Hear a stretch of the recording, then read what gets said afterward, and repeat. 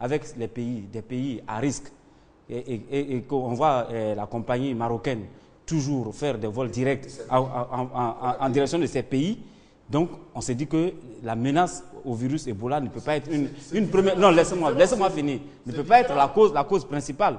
Et puis, donc je pense qu'il y a peut-être d'autres raisons en dessous peut-être de la décision du Maroc. Mais je veux dire aussi que par rapport à l'intérêt même de la compétition, il faut reconnaître que quand une compétition est placée dans un calendrier international, la faire bouger, ça veut dire que changer les dates, je pense que cela va avoir des répercussions financières. Alors aujourd'hui, en ce qui concerne les sanctions, le Maroc savait bien qu'en refusant cette Coupe d'Afrique des Nations, il y aura beaucoup de sanctions. Déjà entendre les radios étrangères, la CAF et entendre Issa Yatou, le Maroc est disqualifié. Pour combien de temps? On ne l'a pas encore dit. On parle de 4 ans. Les rumeurs nous parlent de 4 ans, sans parler des sanctions pécuniaires qui peuvent en coûter. Mais le Maroc a commencé à s'apprêter avec une grosse bataille d'avocats pour essayer de défendre le dossier marocain. Et donc, il y aura un conflit juridique. Et je pense qu'à un moment donné, on n'est pas loin d'aller vers le TAS par rapport à ce problème, parce que le Maroc estime que dans le cahier de charge, il n'était pas stipulé qu'il y aurait eu cette invasion de maladie. Voilà. Et donc c'est un cas de force majeure. Voilà une maladie qui vient et qui n'est pas attendue et qui dévaste toute l'Afrique au point où on n'a pas de médicaments. Malgré les recommandations de l'OMS. Mais quand il y a une canne, c'est pendant pratiquement 4 semaines. Il y a des mouvements de foule. Vous savez, il y a plusieurs villes qui sont engagées. Et donc, pour un pays hautement touristique qui a l'habitude de recevoir du monde à cette période de l'année, mais l'économie marocaine, sinon sur le plan sanitaire, est en danger. Donc le Maroc a préféré protéger ses populations que d'organiser une CAN, fût-il une compétition majeure, en estimant que l'invasion de cette maladie peut être annulée si nous reportons cette dernière intervention sur le sujet. Il faut aller au-delà de la sanction. Hein. Il faut aller au-delà de la sanction qu'on a infligée au Maroc. Qu'on va infliger. Non, mais ça n'a pas encore été décidé. Officiellement, ça n'a pas encore été donné. Mais c'est consommé. C'est consommé. C'est consommé. Ce que je veux dire, c'est qu'au-delà de cette sanction, il y a un véritable problème qui se pose. Aujourd'hui, quel est le pays le plus apte à abriter cette Coupe d'Afrique? Jusqu'alors, la CAF ne s'est pas prononcée. Il faut l'annuler. Comment? Il faut l'annuler, cette compétition. compétition. Non, ce n'est pas ce que je dis. Eu égard aux nombreux intérêts, il serait difficile d'annuler cette compétition. Quoique, je pense que la sagesse devrait habiter tout le monde. Mais effectivement, devant les intérêts, l'État, les intérêts financiers assez colosses, l'intérêt des populations passe après. Mais ce que je veux dire, c'est qu'aujourd'hui, quels sont les pays qui sont en mesure, en l'espace de 2 mois, d'accepter d'organiser cette Coupe d'Afrique des Nations? Ça, c'est la grande interrogation. Il y a des pays qui sont proposés, le Nigeria, l'Égypte, et je ne sais pas, le Ghana. Mais il faut voir quelle incidence est-ce que cela peut avoir sur les compétitions, la position de ces équipes dans les différentes poules. Et puis, est-ce que les gens sont véritablement prêts à organiser cette Coupe d'Afrique? Voilà, merci messieurs pour vos interventions concernant donc ce sujet consacré donc à la Coupe d'Afrique des Nations de football qui devait se jouer au Maroc. Pour le moment, le Maroc n'organisera pas cette compétition. Nous attendons au niveau de la Confédération africaine de football le choix.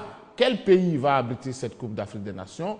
Question. Mais la compétition continue parce que les éliminatoires se jouent ce week-end. On aura donc 2 matchs décisifs pour la Côte d'Ivoire face à la Sierra Leone et face à l'équipe du Cameroun qui au double. La Côte d'Ivoire doit absolument s'imposer. Au niveau du football, beaucoup de choses rentrent en ligne de compte. Hervé Renard a fait appel à 3 gardiens de but pour ces 2 rencontres. On va commencer avec vous, lui demander, parce que de l'autre côté, nos amis ont suffisamment parlé. Non, mais moi, je pense que 3 gardiens de but, ce n'est pas une surprise. Hein. Ce sont les habitués du poste. Gou Sylvain du service sport de San Pedro, Barry Kopa de l'Okeren qu'on connaît, Mandé Sayouba lui aussi qu'on connaît. C'est les 3 gardiens qui étaient déjà présents à la Coupe du Monde. Donc, il n'y a pas de surprise. Il n'a vraiment rien changé. Il a reconduit les 3 gardiens qu'il convoque régulièrement. Koulibaly Seydou? Oui, je pense qu'à ce niveau, il n'y a pas grand changement. Depuis l'arrivée d'Hervé Renard, c'est les 3 gardiens. Voilà, c'est les 3 gardiens qui se dégagent et c'est toujours, on sait, avec Barry Kopa qui est au poste de numéro 1 et puis Boho et Sayouba qui est tout jeune, qui est 3e gardien. Donc je pense que le choix à ce moment-là est logique. Et on a affaire, donc il a fait appel à 9 défenseurs qui ont été sélectionnés. Saïd Dakouri, vous avez eu le temps de voir un peu la liste, de voir un peu les noms. Pour le moment, il reste dans cette logique. Ce sont les meilleurs qui ont été appelés.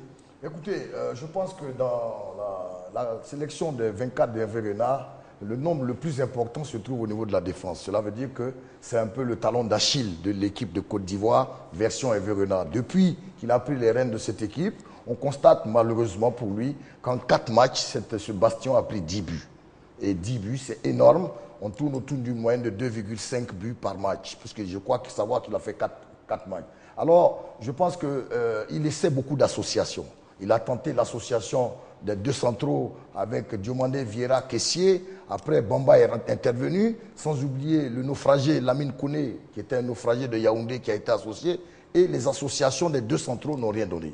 Alors, ils tâtonnent effectivement au niveau de ce secteur. C'est la raison pour laquelle il y a 3 gardiens, mais 9 défenseurs, 6 milieux et 6 attaquants. Les autres secteurs sont stables, mais au niveau de la défense, on sent que c'est le véritable chantier. Et c'est là où Hervé Renard a le sommeil qui est agité. Alors, c'est pourquoi je pense qu'il a appelé les vieux renards comme Kolo. À Kaye Manuel, il a essayé d'appeler Kolo qui est là. Mais il ne sera pas là, lui, maestro. Et puis, mais Kolo, le renfort de Kolo est appréciable. Mais justement, moi, ça me pose un problème parce que je pense que quand Hervé Renard a pris l'équipe, il aurait dû commencer par là. Conserver un certain nombre d'anciens plutôt que de changer l'équipe à plus de 80%. Est-ce que quand il est arrivé, il les a chassés? Ils sont partis d'eux-mêmes. Non. Attention, ils sont partis Maestro n'a pas été appelé pour le premier match. Kolo n'a pas été appelé pour le premier match. Est-ce que ça signifie qu'on vous a chassé? Mais quand vous avez... C'est pour ça que je dis, et Sébastien, écoute-moi bien. Oui, je vous écoute, allez-y. Quand Renard a pris l'équipe, il aurait été plus sage de conserver certains anciens joueurs qu'il est obligé d'appeler maintenant. Qu'il est obligé d'appeler. Ça veut dire que déjà au niveau du bastion défensif, il y avait déjà des problèmes. Et les différents essais qu'il a effectués ne lui ont pas donné satisfaction au point de revenir un peu en arrière. Il aurait dû commencer par là. Et puis, la dernière fois, on l'a dit, on le répète chaque fois sur ce plateau, que le problème défensif de la Côte d'Ivoire n'est pas lié aux éléments qui constituent cette défense. Il faut que les gens le comprennent. On le dit, mais les gens ne comprennent pas. Je vais être un peu plus tactique pour que les gens comprennent. Si vous voulez être trop tactique, je vais être un peu les autres doivent parler. Ça va aller rapidement. Oui. Ça va aller rapidement. Oui. Quand une équipe est en phase défensive, quand elle a perdu le ballon, il y a 2 possibilités. Les 10 joueurs ou les 11 joueurs se retrouvent dans leur deuxième moitié de terrain et essaient d'obstruer les trous. La deuxième possibilité, c'est d'organiser un pressing dès qu'on a perdu le ballon. Mais on ne voit rien de ceci. Au contraire, quand on a perdu le ballon, on voit des joueurs marcher. Or, le système défensif dépend de l'implication de tous les joueurs de l'équipe et non pas uniquement ceux qui jouent en défense. Et c'était un machin qu'on s'évertue à répéter, mais malheureusement... Peut-être que c'est le message qui ne passe. Vous voulez intervenir sur la défense? Le cas Zokora, oui, allez-y. Je suis le conducteur. Hein. Oui, allez-y. Je pense que le cas Zokora, c'est un camouflet pour Hervé Renard. Il faut le dire tout net. Parce que lorsque M. Hervé Renard a débarqué sur le bord de la lagune et Brié, il a dit qu'il voulait rajeunir cette équipe de Côte d'Ivoire.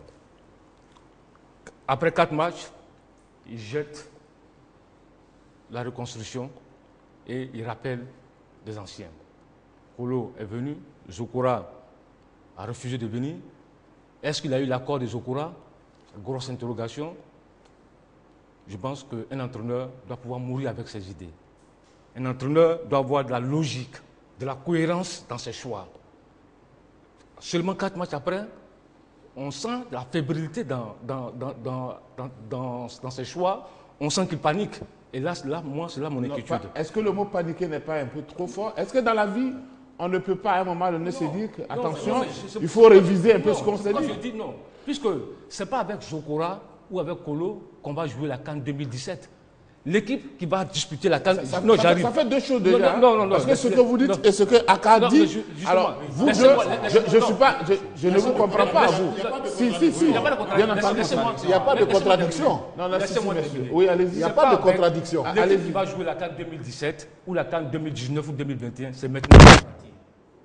Et on ne peut pas détruire des jeunes parce qu'ils ont raté un match. Non, il faut les laisser s'aguerrir. Puisqu'on parle de reconstruction, on veut rebâtir une nouvelle équipe. Le Cameroun nous a battu 4-1 en reconstruction. Donc le problème aujourd'hui, ce n'est pas de rappeler des anciens. Un entraîneur, un bon entraîneur doit être capable de faire monter en puissance une équipe, de faire progresser des jeunes. Il y a le cas... Non, mais... Vous avez une minute. Oui, sur la défense, il faut dire qu'il y a trop de tâtonnements. Il y a trop de tâtonnements. Mais Serge l'a souligné tout à l'heure, il y a eu 10 buts en 4 matchs. Mais surtout, il y a eu 4 paires différentes qui ont été essayées. On a essayé Kessié-Aurier, Kessié-Bamba, Bamba connaît la mine, Kessié-Diarasuba. Mais finalement, on n'a pas trouvé de solution. Et on allait faire du neuf avec du vieux. Et je pense que le fait que Zokora ne vienne pas, et que maintenant, ce soit encore le cas Djadjedje dont tu voulais parler, le cas Djadjedje, c'est un autre problème. Parce qu'avant cette sélection, il y a eu la dernière sélection, il y a eu le cas de Touré de Bordeaux. Et le cas Djadjedje ressemble fortement au même cas. Parce que là, le week-end, l'Olympique de Marseille va jouer un match amical à Barcelone. Et je pense que Djadjedje va jouer. Donc il y a un problème de fond. Il a fait un choix. Je crois que la vie a fait des surprises. Hein. Peut-être que Maestro sera à Abidjan, vous ne savez pas. On ne sait jamais. Oui, allez-y. Je pense qu'il y a un véritable problème, le cas Djadjedje. Parce qu'un joueur qui tient ce genre de propos, c'est un manque de respect. C'est un manque de respect pour la fédération. C'est un manque de respect pour le groupe. Et Hervé Renard ne devait même pas le convoquer. Parce que les propos qu'il a tenus c'est forcément trop grave. Pour un jeune joueur qui est en train de faire ses classes en sélection, qui tient de tels propos, et puis une fédération qui accepte de convoquer un tel joueur, mais il faut le sanctionner. Il faut le sanctionner. Je pense que vraiment, cette équipe nationale-là, au niveau de l'environnement, il y a beaucoup de choses à revoir. Merci. Allez-y. On va parler maintenant du milieu de terrain, parce que nous n'allons pas nous attarder sur la... Non, vous allez avec le milieu, monsieur. Écoutez, le milieu de terrain, 6 personnes ont été appelées au milieu de terrain. Le chiffre est resté stable, le milieu de terrain. Je partage un peu le point de vue d'Aka Emmanuel. Le problème de cette équipe version Hervé Renard, c'est que nous avons des problèmes pour défendre individuellement et défendre collectivement. Comme on le dit, il a peut-être pratiquement 2 mois d'existence au niveau de la sélection comme coach, mais vous voyez, quand vous regardez un peu les équipes, il a souvent dit qu'il prenait des joueurs sur la régularité et la compétitivité. Quand vous voyez Sérédié et que vous suivez le championnat européen, il n'est pas souvent titulaire. Et quand vous voyez Tioté, la plupart du temps, avec cette nouvelle version de Newcastle, il n'est pas souvent titulaire. Alors, je pense que... Mais il n'est pas là, cette fois. Cette fois-ci, il n'est pas là. Mais je veux dire qu'au niveau de la récupération, au niveau de nos milieux de terrain, à part Yaya Touré et Max Alain Gradel, mais la plupart des autres joueurs, beaucoup ont un problème de compétitivité et de régularité. Mais comme il a commencé avec ce groupe et il doit mourir avec ses idées comme le dit Choualio, mais je pense que c'est un peu assez tactique au niveau des éléphants. Il y a un problème de collectivité. Ça veut dire que du gardien de but, la colonne vertébrale jusqu'au milieu et à la défense et à l'attaque, personne ne sait attaquer ensemble et défendre ensemble. Il y a des distances, il y a un problème tactique et collectif qui est au-delà même des choix des joueurs qui viennent. La Côte d'Ivoire ne sait pas jouer ensemble. Et cela, elle est tributaire de la nonchalance de certains joueurs que nous avons. Messieurs, on va parler donc de l'attaque à Emmanuel. Les attaquants ont du boulot parce que nous avons besoin de buts pour se qualifier pour cette Coupe d'Afrique des Nations. Mais ce n'est pas seulement le problème des attaquants. Il ne faut pas rater aussi tout le temps. Non, mais Sébastien, il ne faut pas... Là aussi, même si en défense on joue mal et que vous avez de nettes occasions de but, ce ne sont pas les défenseurs qui viendront marquer. Ce que je veux dire, c'est que c'est un jeu d'ensemble. C'est un jeu d'équipe. Ce n'est pas uniquement aux attaquants de de gagner ce match. Ce n'est pas, même si c'est eux qui doivent marquer les buts, le jeu, le résultat est tributaire du jeu d'ensemble. S'il y a une incohérence dans le jeu et qu'on n'arrive pas à servir les attaquants dans de bonnes conditions, il est évident que malgré le nombre qu'on a appelé, on ne peut pas marquer de but. Mais encore une fois, ce que j'ai dit, c'est que c'est un jeu d'ensemble avec notre équipe nationale de Côte d'Ivoire. Nos attaques, comme on l'a souvent dit ici, généralement, vous ne voyez pas, même si encore c'était des attaques placées, mais vous ne voyez pas des combinaisons dans la ligne d'attaque qui amènent des décalages pour mettre des joueurs en position favorable. Comme on l'a dit le plus souvent, c'est sur des exploits individuels. Il n'y a pas de travail collectif offensif fait devant les... Pourtant, Hervé Renard le faisait avec la Zambie. Avec la Zambie, on assistait généralement à... Bon, peut-être parce qu'il n'y avait pas de star, mais avec la Zambie, on sentait la patte de la griffe d'Hervé Renard. Comment se fait-il qu'avec la Côte d'Ivoire, ne parvient pas à organiser ce jeu? C'est une équipe en construction. Non, il y a un paradoxe là, il ne faut pas nous ramener en arrière. Une équipe en construction, ne cherche pas à se qualifier. On va écouter Chouali d'abord. Obligatoirement pour la CAN. Oui. Moi, je pense que pour ce match contre la Sierra Leone, avec les joueurs qui ont été convoqués, il faut vraiment des guerriers. Parce que l'un des problèmes de cette équipe, c'est au niveau du mental. Au niveau du mental, on ne sent pas des joueurs qui vont au charbon. On ne sent pas l'impact physique, on ne sent pas l'engagement, la volonté, l'envie. On ne sent pas tout ça dans cette équipe de Côte d'Ivoire.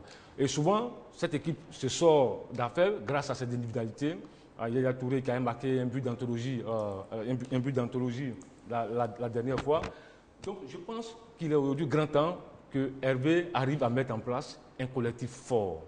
D'abord, il faut d'abord qu'il doit pouvoir résoudre le problème de la défense au niveau du choix des latéraux. Parce que l'animation sur les côtés, lors des 2 dernières sorties, m'a laissé sur ma faim.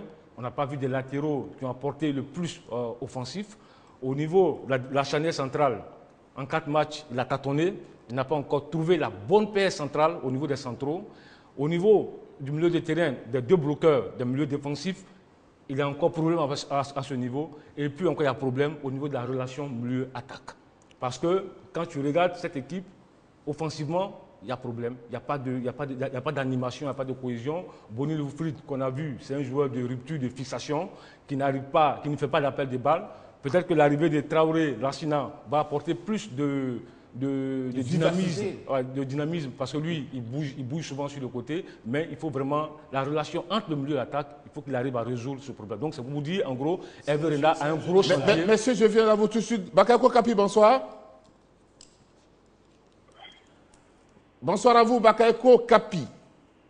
Oui, bonsoir, chers frères. Alors, Bakayoko Kapi, pour vous, c'est sur quel aspect Hervé Renard doit insister pour affronter la Sierra Leone et le Cameroun? Oui, je pense qu'il aura d'abord à donner à cette équipe un mental qui part d'une plus grande confiance. Une équipe qui prend 10 buts en 4 matchs, la première chose à construire, c'est la confiance.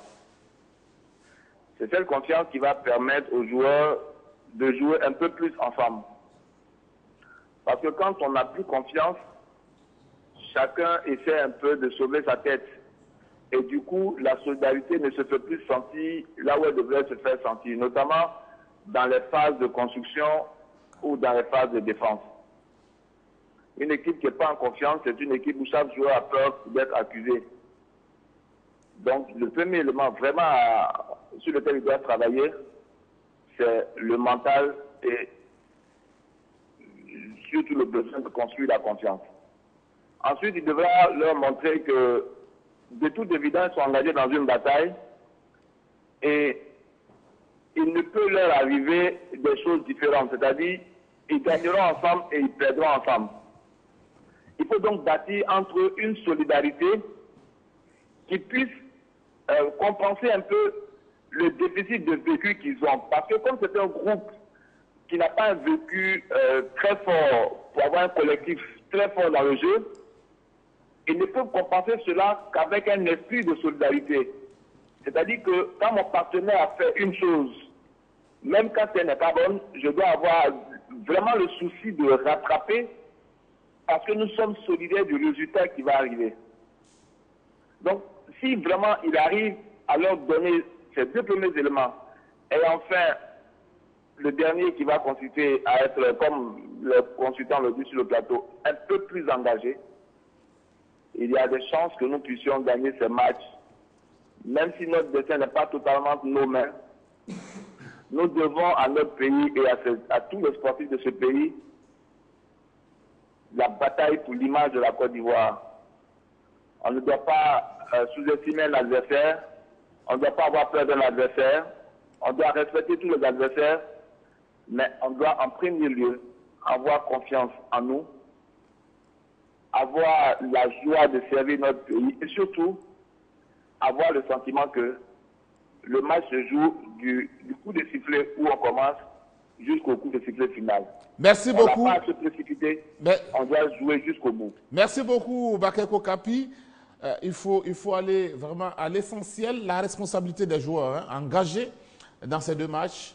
Dans les deux équipes que nous devons affronter, quand vous regardez l'équipe de Sierra Leone, physiquement, ils ne sont pas aussi athlétiques. Ça joue très technique avec des joueurs un peu rapides qui nous fatiguent sur les côtés. Camara, le premier but ici, nous l'avons encaissé. Quant à l'équipe du Cameroun, elle est physique avec deux attaquants véloces, Clinton Ndje et Vincent Aboubakar. En milieu, c'est toujours Enon Eyon. Et derrière, vous avez vu que quand ils ont commencé à durcir les contacts sur Gervinho, quand vous regardez bien le match de Yaoundé, la première mi-temps est complètement différente de la seconde. La Côte d'Ivoire avait un ascendant psychologique en première mi-temps. Nous avons raté deux occasions. Par la suite, ils ont marqué le but. C'est en deuxième mi-temps que nous avons complètement flanché. Alors, face à l'équipe de la Sierra Leone, les Lion Stars, c'est une équipe technique où il va falloir imposer son jeu. Mais face au Cameroun, il faut mettre des travailleurs et des gens qui vont répondre aux défis physiques. Car les Camerounais vont venir ici avec, bien entendu, des Stéphane Mbia, des joueurs physiques qui vont vouloir rentrer en contact avec nous. Ils ont compris une chose. Tout le monde dit que la Côte d'Ivoire est dépendante de Gervinho ou de Yaya Touré. Toutes les équipes qui veulent jouer contre la Côte d'Ivoire font tout pour museler ces deux éléments. Et dès que vous muselez ces deux éléments, puisque collectivement nous n'avons pas un groupe homogène, la Côte d'Ivoire tâtonne dans sa manière de jouer. Aka Emmanuel. Oh, je pense que ces deux matchs, il y a quelques années, j'aurais dit qu'on les gagnerait, peut-être pas facilement, mais on se qualifierait haut les mains. Parce qu'il ne faut pas se voiler la face, le Cameroun est déjà qualifié. La bataille, mathématiquement peut-être... Pas encore qualifié. Mathématiquement peut-être pas encore. Ça va dépendre de son prochain match. Virtuellement, c'est l'équipe qui va être qualifiée. La bataille sera donc entre le Congo et la Côte d'Ivoire. Ce qui veut dire que le match entre le Cameroun et le Congo risque d'être un match très décisif. Il ne faudrait pas qu'on se dise que...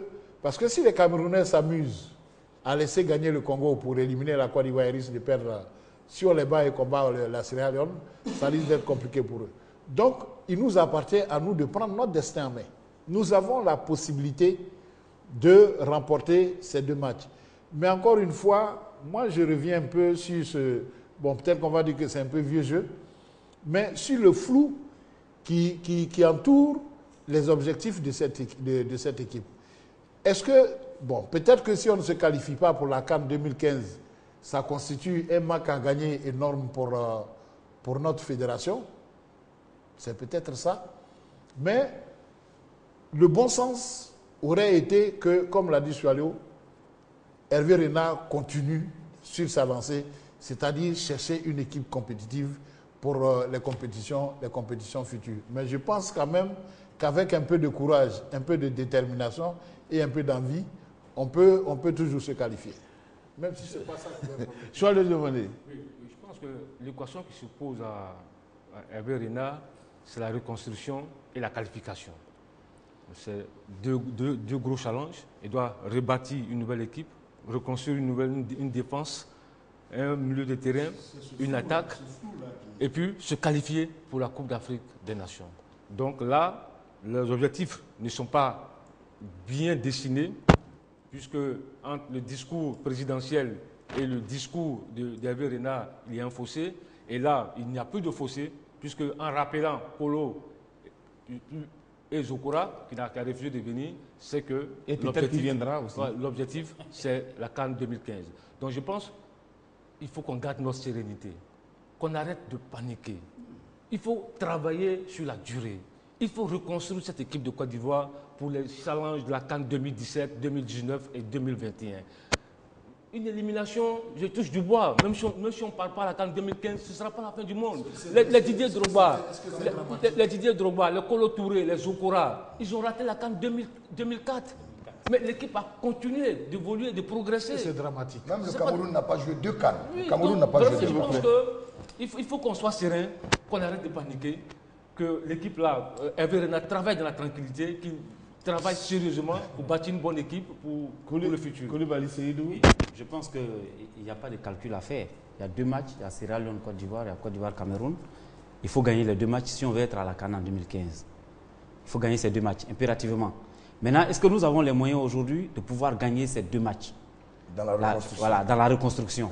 Parce que là, il y a un choix à faire.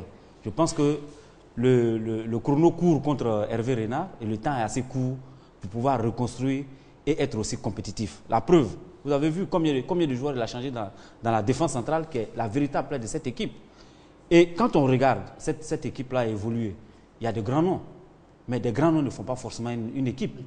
Vous avez une équipe comme celle de la Côte d'Ivoire, vous avez vu ce qui s'est passé au Cameroun. On a des attaquants qui, dès qu'ils perdent le ballon, deviennent tous des sénateurs. On a des milieux de terrain où personne ne couvre son ami. Et à partir de ce moment, il n'y a pas un jeu de bloc équipe. Comme Hervé Renard l'avait dit au départ dans son discours d'entrée, il avait souhaité avoir un bloc équipe, mais il n'y a pas de véritable bloc équipe. On a vu comment on a été mangé par les, excusez-moi du terme, par les Camerounais dans les couloirs. Donc là, il y a un choix à faire. Et je pense que le choix, il faut être humble et penser à la reconstruction. Il ne faut pas brûler parce qu'on a utilisé Kessié, on a utilisé Koné Lamine, on a lancé dans le bain Diarra-Souba, mais on est en train de griller des joueurs qui demain peuvent nous apporter satisfaction. Comme l'a dit Choualio, nous étions tous à Polokwane en 2004. On a vu comment cette équipe-là s'est fait sortir par l'Afrique du Sud, mais personne n'a rougi. Et en 2006, nous avons disputé une finale de Cannes. Donc il faut être serein, il faut mettre vraiment tout effet de panique sur les équipes. Moi, il y a une situation qui me surprend quand même. Pour une fois que les journalistes sont unanimes pour dire qu'il faut laisser le temps à Hervé Renard pour travailler, pour une fois que le peuple ivoirien semble être préparé contre une éventuelle non-participation à la Coupe d'Afrique, c'est maintenant qu'on vit ces incertitudes et ces incohérences entre la fédération et l'entraîneur national. Moi, je trouve ça assez logiquement. Ça, c'est vous qui le dites. Hein? Mais on le constate. Ça, c'est vous qui le dites. Mais on le constate. C'est vous qui le dites. Combien tu ne fais pas le constat? Non, c'est vous qui le dites. Sinon, fais pas le au niveau constat. de la fédération, il n'y a jamais eu d'incohérence. Hein? Tu fais pas. Non, je parle de l'incohérence entre l'entraîneur et la fédération. Tu ne le constates Non, pas? pas du tout. Allez-y. Moi, je pense que la Côte d'Ivoire est un pays où la passion du football est débordante. Il y a 22 millions d'Ivoiriens, il y a 22 millions de sélectionneurs. Chacun a dans son idée, une idée de classement de 11 meilleurs joueurs. Mais je dis, travaillons sur la durée, comme l'Allemagne, quel que soit le résultat, on maintient l'entraîneur et on travaille sur la durée. Mais je suis obligé de vous dire que toute chose a bien entendu une fin. Et ce soir, nous nous arrêtons sur ce point important. La qualification pour les éléphants de Côte d'Ivoire, tout est possible. On se dit que nos garçons doivent aller au charbon, doivent aller donc affronter ces deux équipes. La qualification viendra. Merci et bonsoir.